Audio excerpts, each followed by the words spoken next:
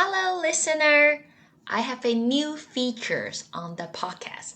Now, you can click on a link, directly send me a message so that I can hear how has Beyondhood impact you? How does Beyondhood make you feel? It would be lovely to hear, and it's super easy. Go to the show notes above the description. There's a link. Say click here to direct message. Once you do that, it will directly link to your phone. And don't worry, I won't be able to see your phone number. I'll just receive the encouragement or comment from you. Looking forward to hear direct message from you all. Childhood, adolescent, adulthood, and elderhood. Welcome to Beyondhood, where we go beyond elderhood, one chat at a time. Before we start, do you have one or all three of the following issues? First, do you want to know more and deeper into your loved one's childhood? Second, do you feel it is hard for you to talk to your loved one to understand them more deeply? They're often not as open with you because you're family or good friends. Or you find it hard to ask them questions because you're close to them. Third, have you thought of one day when they are gone, you can never ask them about their lives anymore? If any of the above comes to mind, our Record Life Story service is your solution. Listen to this episode and see how we can weave a story for your loved one and create this legacy for you and your loved ones. Contact me. My contact info is in the show notes. We're now on Patreon, a site where we provide rewards and perks to our subscriber, you. For as little as £3 per month, less than your cup of tea, you will get to see the exclusive Beyonders Now and Then picture.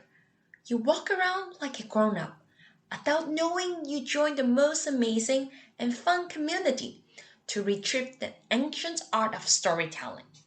Because stories shouldn't stop just because we have grown up. The Patreon site link will be on the show notes. Welcome to the Beyondhood podcast.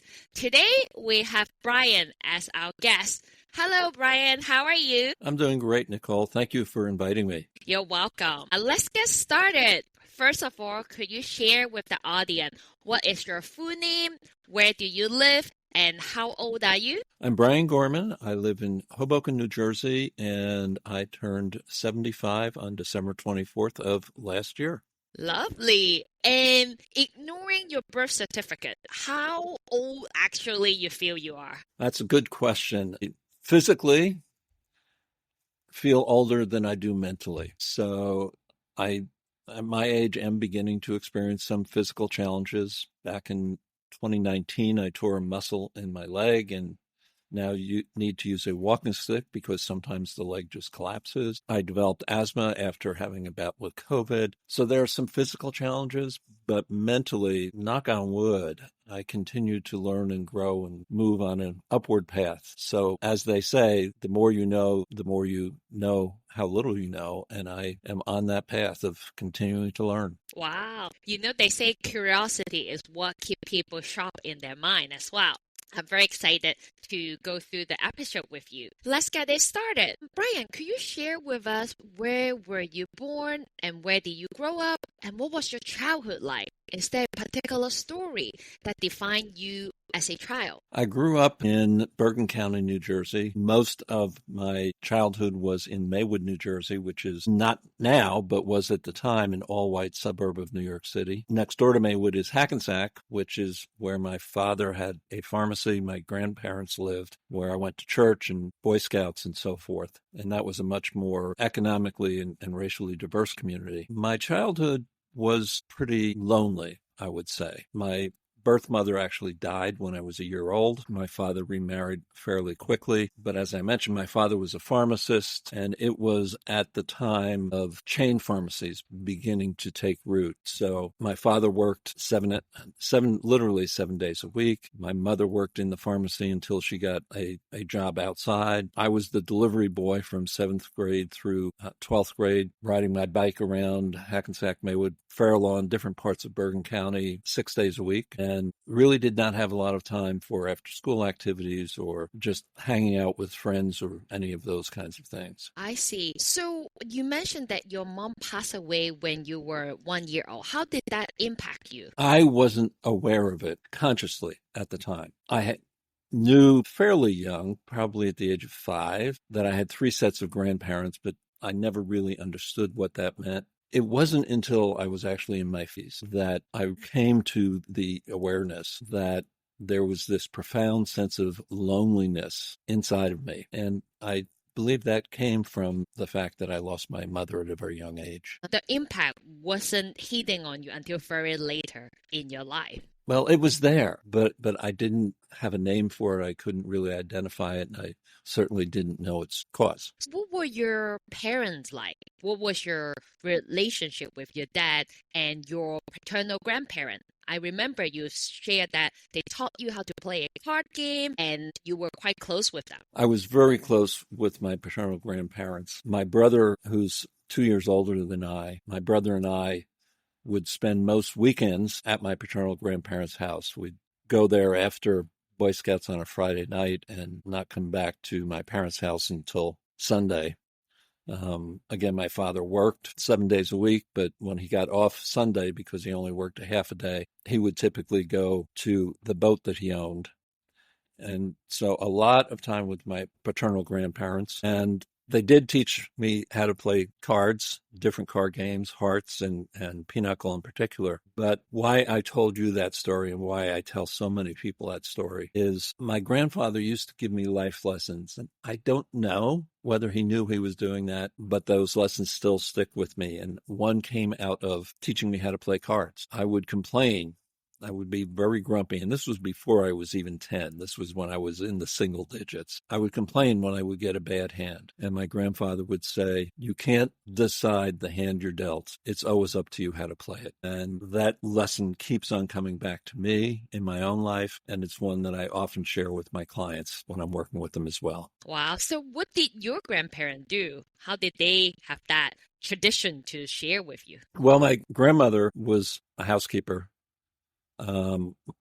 The pharmacy that my father worked in was Gorman Drug, and it was started by my grandfather. So until my grandfather and grandmother retired, they did work in the pharmacy as well. And you used to work in your family business. I wonder, did you ever discover anything surprising about your family past? I did. My birth mother's name was her last name was Smith, as in Joseph Smith, one of the founders of the Church of the Latter-day Saints, Mormons. And are you Mormon or are you religious? I am spiritual. I am not religious. I never was Mormon. I honestly don't know what religion my birth mother grew up in. Well, in a nutshell, you described that your childhood was a bit lonely based on how you grew up. And how about did you enjoy school as a teenager as you grew up? And what was the most rebellious thing you have ever done? So I always enjoyed learning. I didn't necessarily enjoy studying or preparing for tests. The most rebellious thing that I did as a young man, and I guess I was a teenager or pressing into my teen years, my mother thought that every man should have a crew cut, a very short haircut. As a little kid, I had big ears. I used to get made fun of a lot, and I knew that if I grew my hair out, my ears wouldn't look so big. And so I insisted, and it was one of the few times I think in my life that I insisted in opposition to my parents that I be allowed to grow my hair longer. And there were very strict rules about what that meant put in place. And then what was their reaction? It took some time to convince them, but with the understanding of what longer meant and making sure that I kept it cut properly and out of my face, as they would say, and so forth, they eventually accepted it. Circle back, you did delivery for the family pharmacy. What was that experience like, and what did you learn from it? It was tough. I mean, I was riding a bicycle, rain or shine or snow, whether it was 20 degrees or 80 degrees, and parts of where I was delivering were very hilly. So I ended up with very good leg muscles. But again, it was a lot of time alone with myself. It meant that I wasn't able to participate in after-school activities that I wanted to. It meant that I wasn't able to hang out. I had a few neighbors who were friends, and we rarely got a chance to hang out unless there was a day that there were no deliveries. And do you think that that impact you for your teenage year a lot? And how would you describe your teenage year to me? It definitely impacted my teenage years. The good news is that I did join a Boy Scout troop, and so that was a chance for socialization, a chance for spending time with other people. What's important to say about that is one of the gifts that my father gave me was understanding the importance of hard work, was the gift of self-discipline, because I had to fit what I had to do, my schoolwork, any socialization, my Boy Scouts, around my commitment to being the delivery boy. Can you share a little bit more about us? What was your role in the Scout, and what was it fun? How was it for your teenage year? So scouting was fun. It was engaging. It was challenging because to become an Eagle Scout, you had to learn how to swim and earn swimming and life-saving merit badges. And quite frankly, growing up, I was afraid to get in water over my head. And so there were a lot of challenges there, but I really enjoyed it. By the time I went off to college, I was a senior patrol leader. I was an Eagle Scout. I had the God and Country Award, and I was really learning a lot through the whole scouting growth program, if you will, with different merit badges around architecture and nature. And is it true that all your male cousins have been in the Scout? My father and his brothers were Eagle Scouts. All of their male children were Eagle Scouts, and all of their male children have been Eagle Scouts. It's quite interesting to see that your male side of the family are part of the Scout as you grow up. And it may be because scouting has changed that now there are female members of my family who are on the same path. So was it back then there was no female Scout? There were Girl Scouts and Boy Scouts as two separate organizations. They still are, but the Boy Scouts have opened up to female members. What was the most important historical event that you remember as a teenager? And what did you think about at the time, and why was it so important to you? Friday, November 22nd, I was a safety patrol officer for junior high school, and right about the time that school was letting out that Friday, we heard that President Kennedy had been assassinated. I spent much of that weekend at a neighbor's house watching TV before we went to Boy Scouts Friday evening, at my grandparents' house over the weekend watching the news, actually seeing the assassination of the individual who had been arrested for assassinating Kennedy live on TV. It made news real for me. News was no longer this far away thing. It was no longer this history, intellectual thing. It brought the emotion to what's happening in the world. And why was President Kennedy was a so important event? Was it more because of the emotion that it brings to you? Yeah, I think it was. I think it awakened something in me about life beyond the world I lived in. Looking back now, looking through your childhood and teenage self, you describe them as lonely. How would you now, going back to that era, what advice would you give to yourself so that you can navigate that complexity easier? The phrase that comes to mind is, it gets better. And did it get better? Oh, yeah. We'll be talking about that. Exactly. And that's the transition of to adulthood, which I understand your journey started in an all-white bedroom community outside New York City in Syracuse University, where you did youth work on the Onondaga Reservation. And how did you challenge the university racist portrayal of the American mascot, and how university changed your perception to life in that point? So a few years ago, actually in 2020, I did a TEDx talk, and the way I described it, I think captures it perfectly. I grew up in that all-white bedroom community. When I went to Syracuse University, I was a 17-year-old introverted Eagle Scout. And I had decided, I recognized sort of that isolation that I had lived in and wanted to change it. So I joined a fraternity. But being that introverted Eagle Scout, the fraternity I joined was Alpha Phi Omega, which is the National Service Fraternity. In one of our early meetings after I had joined, someone from the local Boy Scout Council came, and they were looking for volunteers to help establish a Boy Scout troop on the Onondaga Reservation outside of Syracuse. I volunteered, and it was one of those actions that shifted the trajectory of my life. I soon realized that what the youth on the Onondaga Reservation needed wasn't the Boy Scouts, and it was a safe place to gather with friends indoors, especially when the winter hit. I also learned a great deal about Native American cultures, and particularly the Iroquois Confederacy. And I learned that the university portrayal, the university mascot at the time was the Saltine Warrior, was a Native American figure. That Native American figure was portrayed by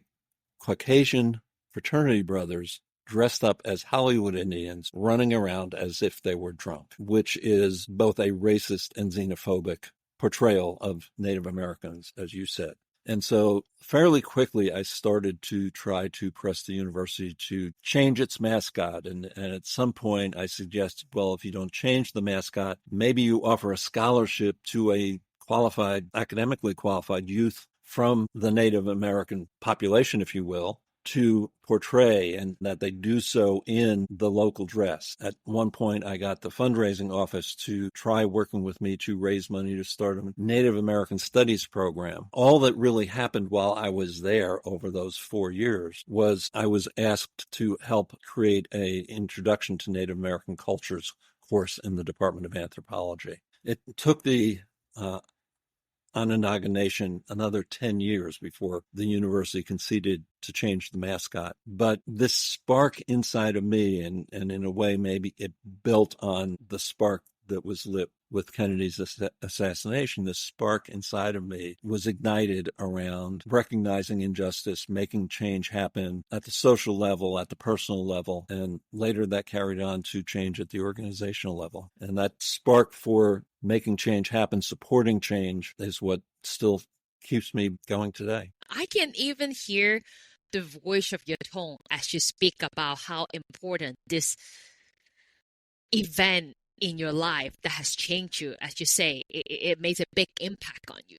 As you mentioned, it took 14 years. By that time, it actually changed. You have already left the university. Can you share with us what was your path in your adult life? What did you do after your university, and how did you get to being a change management consultant and leadership coach? I had gone to Syracuse majoring in architecture. I had discovered graph paper in 4th grade and had decided I wanted to be an architect, and actually got admitted to Syracuse University School of Architecture. My experience on the Onondaga Reservation led me to change my major to cultural anthropology, with trying to bring Native American studies into every course that I could. When I graduated in 1971, I went back to Syracuse for a master's degree that fall. And shortly after, I received a draft notice. This was in the heart of the Vietnam War. I was not enthusiastic about going to war, quite candidly. Wanted to do what I could to protect my studies. So I went through what is called a delayed enlistment program so that I could avoid the draft, if you will, by enlisting in a 4-year branch of the service. And I enlisted in the Air Force. Our semesters at that time ran into January. So I completed that fall semester, and then January 31st of 1972 went into the Air Force. I ended up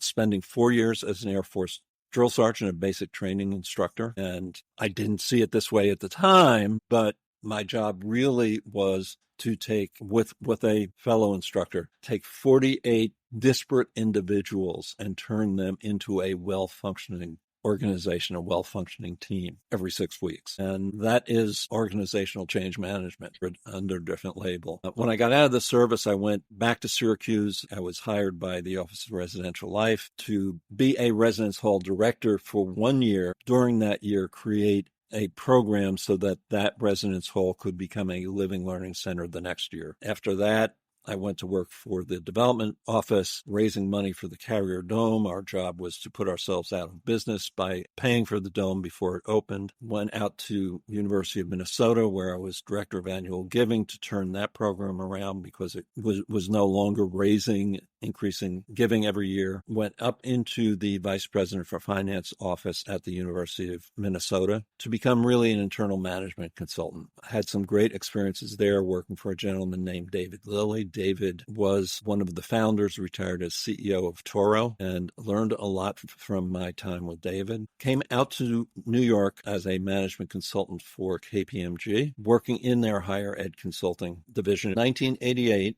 I was sitting at my desk on a Friday afternoon, another one of those life-changing events. They had formed a partnership. KPMG had formed a partnership with a change management consulting firm named ODR out of Atlanta, Georgia. We had two partners in our practice, one of whom had gone through the ODR introductory training, was extremely excited. Alsace Pappas was the person who really recruited me from Minnesota. The other partner, whose name was Sky Lesher, came out of IT. And that Friday afternoon, Sky came up to me. He said, I'm supposed to go to the silly training down in Atlanta. I have real work to do. You don't have any billable work the first half of next week. You're getting on an airplane for Atlanta on Sunday. And so I went down to Atlanta. I trained with Darrell Connor, who is recognized as one of the founders of the profession of change management, and realized that what I had been doing really since my wrestle with Syracuse University, certainly what I had been doing in the Air Force and on through up until this point, was organizational change management. I just didn't know the science. I didn't know the name. I didn't know that there was a profession. In fact, the profession didn't exist when I was doing it early on. In 1980, I went to work for an organization called the AIDS Resource Center. Again, this was in the early days of AIDS, only about 9 years into the epidemic. The AIDS Resource Center provided permanent housing and support services to homeless people with AIDS. I was very active at that time because 1981 was when AIDS also appeared. First recognized as gay-related immune deficiency, later identified as AIDS. I became very active with a nonprofit on a volunteer basis, helping communicate news about this disease to the gay community in Minneapolis. The most profound part of that experience was listening to people who said, AIDS is the best thing that has happened to me. Somebody cares about me for the first time in my life. And again, that really raised my social awareness. What that experience really triggered in me was a deeper sense of social commitment, because when I was working at KPMG, even though discrimination based on sexual orientation was illegal in New York City, it was made very clear to me that I needed to be in the closet at work, or I would certainly not have a successful career. And when you talk to people who have AIDS and they told you this is the best thing that ever happened to them because it's the first time someone cared about that. And was this trigger in you that you decided to come out, or that was a different scenario? I had come out years before. What was it like in the East to come out? How did you come out? It was scary. I think it still is scary for many. Growing up, I knew that I was different. I didn't have a name for it. I couldn't describe it. I had met a woman when I was a sophomore in Syracuse. We got married in 1972, right after she graduated from college. But eventually I recognized the fact that I am a gay man. And so I got divorced in 1981 and came out. Even as the social attitude has changed in some parts of the country, at the personal level, it's still very often a scary experience. I came out slowly. One of my first experiences, I went to a gay bar in St. Paul. I lived in Minneapolis. I worked in Minneapolis. Wanted to make sure that I put some distance between those who might know me and my being in a gay bar. And it was my first time ever in a gay bar. And this particular bar had a raised seating area and then a dance floor and a place for people to stand along the side of the dance floor. I was standing there and all of a sudden I heard somebody call my name from behind me. And it was somebody that I knew from work who had a significant position at that time at the university. And the message to me was, it's okay. He and I actually spent the entire evening and the entire night until the sun rose, sitting and talking and having coffee, and him sharing his coming out story and me sharing the very little bit of coming out story that I had at the time.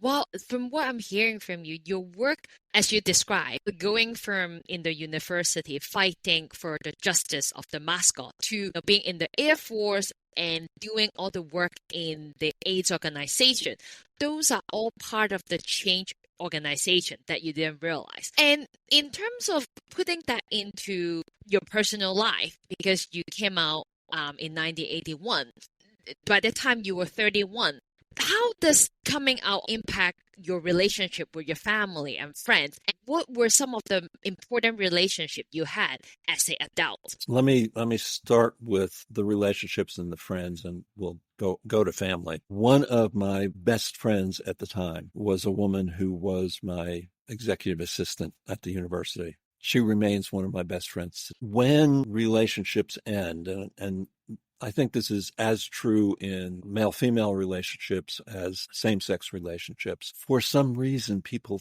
tend to think they have to take one side or another. And since I was the one who left the relationship, people tended to take the side of my then ex-wife. And I formed a whole new network of friends as well. This was not welcome news to my family, and I knew it was not welcome news to my family. And so it was not something that I shared openly right away. It was something that they came to understand when my sister came to visit me, and I was with this other guy. And at the time, we lived in the same apartment building in different apartments. And then when she came back to visit the next year, and he and I had moved into the same apartment together. Then when I moved to New York, I moved with another guy, and he would come with me to my parents' house for holidays, but it was something that was never discussed until much, much later. This journey of coming out, was it lonely, or you felt like the support was there? It was lonely at the start because I didn't know that I knew any other gay men. The support was there in the gay community, and I think that's an important piece of the message. And even for those who are in parts of the country or parts of the world where there is no visible gay community, the good news now is you can find others online. You can find that community online.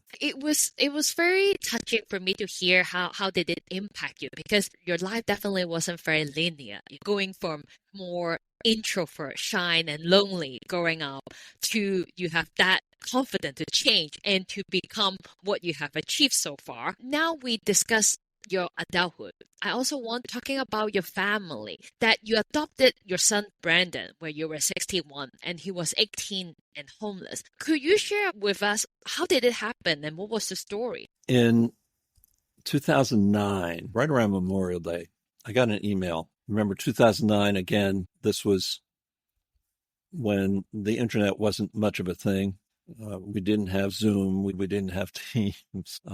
I got an email.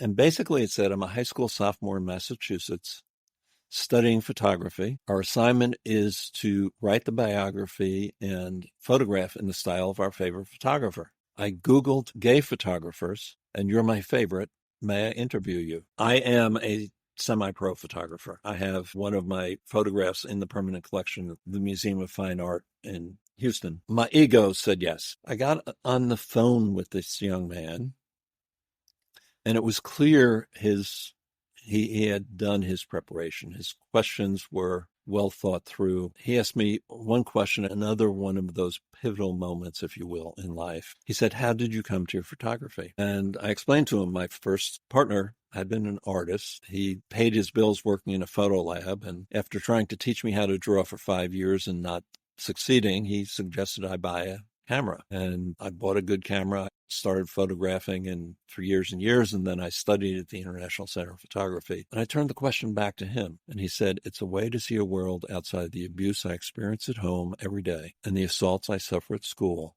on a regular basis. Well, ego had said yes to the interview. There was no ego in my response. I could not just say, I hope you get a good grade, kid. So I offered to stay in touch, basically said, I'm here. If you ever want somebody to talk with, feel free to reach out. That summer between his sophomore and junior year, he was thrown out for the first time. And he and I would text during the day, would talk during the night. He was sofa surfing for the summer. There were a number of incidents where he was, quite frankly, being mistreated, if not abused at school as an out gay teen. And the school's response was that they banned him from the school grounds. Rather than addressing the perpetrators, they, in essence, blamed the victim. They said it was for his protection. They would send teachers to the library to tutor him for a few hours a day. He was not very welcomed where he had been taken back in, if you will. And so by that Christmas holiday, for the first time, I arranged with his mother that I would pay for his travel and he would come to visit me. And that became the pattern for the next year and a half, where Brandon would regularly come to visit me.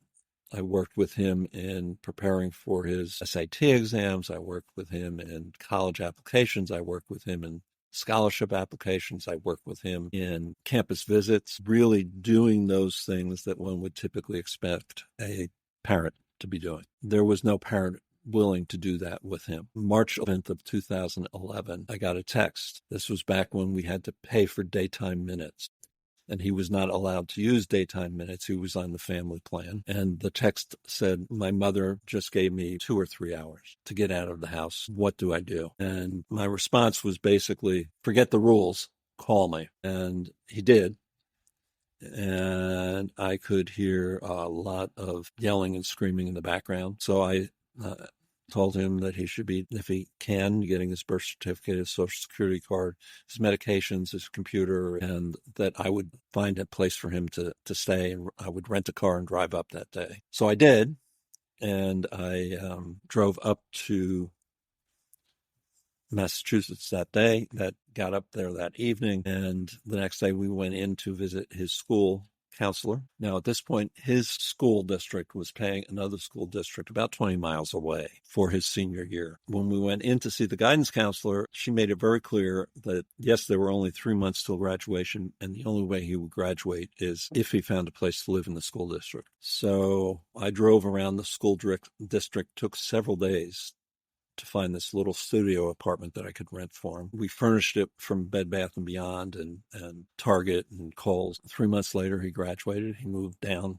here with me, ended up graduating with a 3.9 grade point average with his undergraduate degree in clinical psychology from the New School of Social Research. And along the way, I adopted him. How would you describe your relationship with Brandon as a father? And what is something that you admire the most and make your relationship so special with him? So the first thing that's important to say is Brandon taught me that there is such a thing as unconditional love. And that's at the heart of our relationship. It wasn't easy at the start for a lot of reasons. Because of all the abuse, he has PTSD, and I would do things that would trigger a PTSD response without even knowing that I was doing that. And so I had to learn that. In some ways, when Brandon arrived, he was an adult, age of 18 or 19. And in some ways, he had not had the opportunity to mature to his age. And I was very protective of him because of his experience growing up, and sometimes not comfortable letting him be as independent as he at his age wanted to be. As parents, we have to grow from being parents of children to parents of adult children. And that is a change in our relationship with our children. They're change in their relationship with us. But we did successfully make that change. And Brandon is one of my best friends, along with my son. What is he like now? What does he do? And does he live close by to you? And what's your relationship with him now? He lives in the same apartment, so I guess that's close by. He was in a relationship before COVID. When COVID hit, the person he was in a relationship with decided he was moving up to New England and leaving Brandon behind. And so Brandon moved in with me. Is one of the first books Brandon introduced me to is The Body Keeps Score. And it is about how the traumatic experiences we have don't just affect us mentally, they affect us physically. And Brandon's body took a great deal of physical abuse growing up and a great deal of damage from the emotional abuse as well. So over the years, he has developed a number of different illnesses. Early in his graduate school work, he developed diabetes, ended up in the ICU with diabetic ketoacidosis. He developed fibromyalgia. He diabetic polyneuropathy, got COVID in November of 2020, and still suffers the effects of long COVID today. It affected his ability to access his memory, made it much more difficult for him to remember things, to study. And the PTSD affects the executive function as well. He has developed myasthenia gravis. He started fainting back in May of 2024. They still have not gotten to the root of that fainting, but in November of 2024, he fainted while in the bathroom, landed on the bathroom floor, ended up with a concussion and injury to his neck that is still affecting him today. Right now, his short-term memory does not exist. He can ask me 3 times in a half hour whether I've eaten lunch, for example. So he is struggling to complete his master's in social work degree. He wants to work with others who have experienced trauma in ways such as he has. But again, his ability to read and comprehend academic research is very limited at this point, if not existent. And so we're working through with some specialists to see if we can get him back on track. As a father, how does it make you feel that you were talking about unconditional love? It hurts. It hurts to see anyone that you truly love. And I think if love is conditional, it's not true love. It hurts to see someone that you truly love suffer. This is a very emotional story to listen and to discuss as well. At this point, what do you think would be your greatest purpose now? It's twofold. 16, I trained as a coach. I have been coaching since then. I'm going to the macro at this point because coming out of COVID, seeing the sort of driving forces behind the Great Resignation told me that we are in the early stages of the equivalent of the Industrial Revolution. Over the last few years, and even over the last few months and the last few weeks, I'm seeing more and more evidence, and I'm hearing more and more voices say the same thing. And so my greater purpose is sounding that voice, helping people find their way through what this means in terms of totally rethinking leadership, totally rethinking how organizations are structured and operate. Many years ago, I read several books by Stephen Covey. Now we're coming to the micro, which in many ways at the individual level is macro. And Covey talked about, while we might be doing things for the masses, it's what we do at the individual level that's really important. And so my second, but not secondary, purpose is to ensure that Brandon is able to achieve everything that is possible for him as safe and secure beyond my time here on Earth. Looking through your journey, and you have done many different things. You're a coach, writer, father, host, and guest on podcasts. Do you believe in retirement? No, that's the short answer. For a lot of reasons, quite honestly, I cannot financially afford to retire now. Much of Brandon's treatment is not covered by insurance, but I love what I do. The way I often say it is that my work with my clients makes my heart sing. Hosting a podcast means I need to continue to be in touch with what's going on in the world. I need to continue learning and growing. I have several PR agencies now that reach out to me with authors, and I didn't realize that this was an unusual request at the time when I started this, but I guess many podcast hosts just read the PR sheet and host a podcast from there. I insist on reading the book. And so I just yesterday finished a 280-page book for a podcast I'm recording tomorrow. I'm continuing to learn. I'm continuing to grow. Going back to one of your initial questions, my body may be physically aging, but it's a catalyst for keeping my mind young. And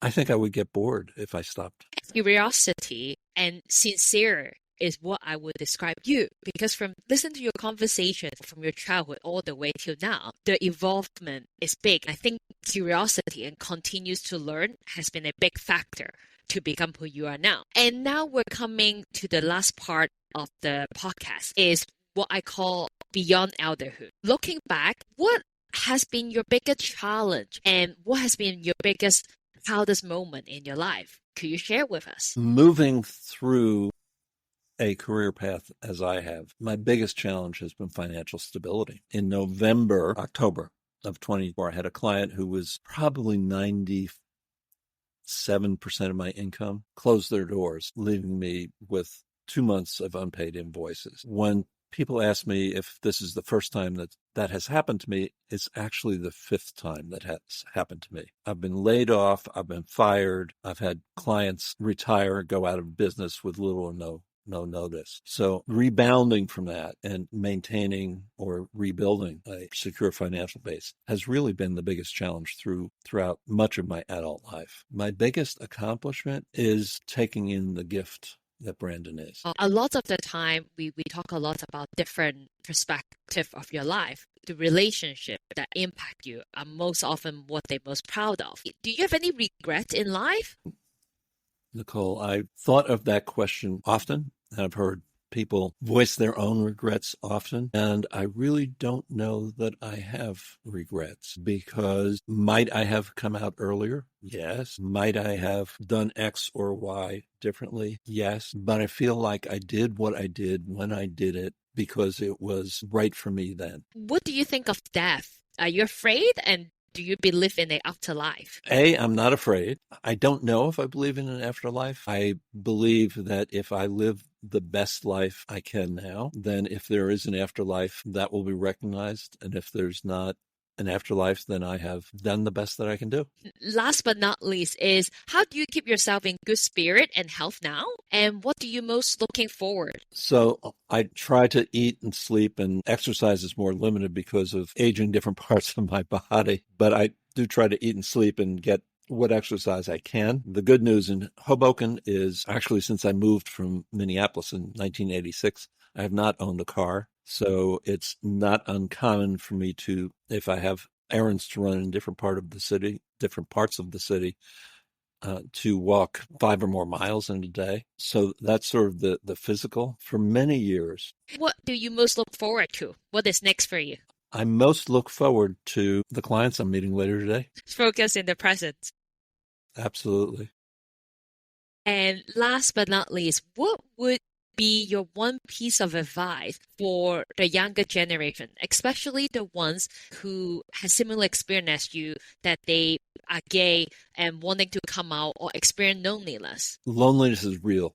I don't want anyone to ever say it's not. And part of my experience in early 2004 was we can be lonely even in relationship. In 2004, I was at the end of nearing the end of a 12-year relationship. I was trying to launch a photography business. I had done a commercial photo shoot where the model agency had walked away with the money that was supposed to be paid for the models. And that was one of those times where the loneliness echoed deeply, and I almost took my life. Fortunately, I had a therapist at the time that called to check in on me and actually convinced me to admit myself to a hospital. And I realized that in that relationship, I had given away, in order to maintain the relationship, everything that was important to me about my identity. And I made a commitment to not let that happen again. And so coming out of that experience, I developed a very rich spiritual practice. And it's a very interesting practice because it begins with 108 repetitions of the Gayatri Mantra, which is a mantra that in essence asks that the wisdom of the universe and my wisdom become one. So again, opening myself up to learn, acknowledging that I don't have all the answers. I don't know everything. It moves into a prayer of thanksgiving that is based on Native American tradition and includes prayer to the east, the south, the west, the north, the sky above, the earth below, and to the one of the universe. Concludes with a prayer of blessing for all of those who have meaning in my life and all of those who I don't even know. Lonely and alone are not the same.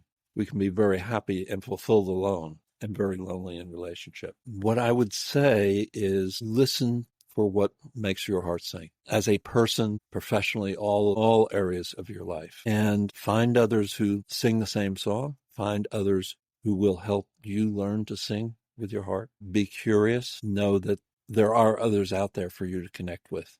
Thank you so much for being on the podcast. You're welcome. Thank you. Before you leave, if you love this episode, please stay tuned for our next one.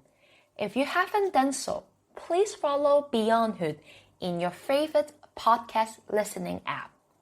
Or you can follow us on Instagram, Facebook, and LinkedIn. If you found this conversation inspirational or interesting or valuable, chances are you did, since you're still listening. Will you do me a personal favor, a 6-second favor? Share it on your social, email, or tell a friend. Tell a person you know who can benefit from this conversation, who you think will be inspired by our Beyonder, who is navigating how to age with grace and motivation so that they can join and be part of our mission. You guys can discuss. When a podcast becomes a chat becomes an action. Then we're closer to create a community where we go beyond elderhood, one story at a time. Childhood, adolescent, adulthood, and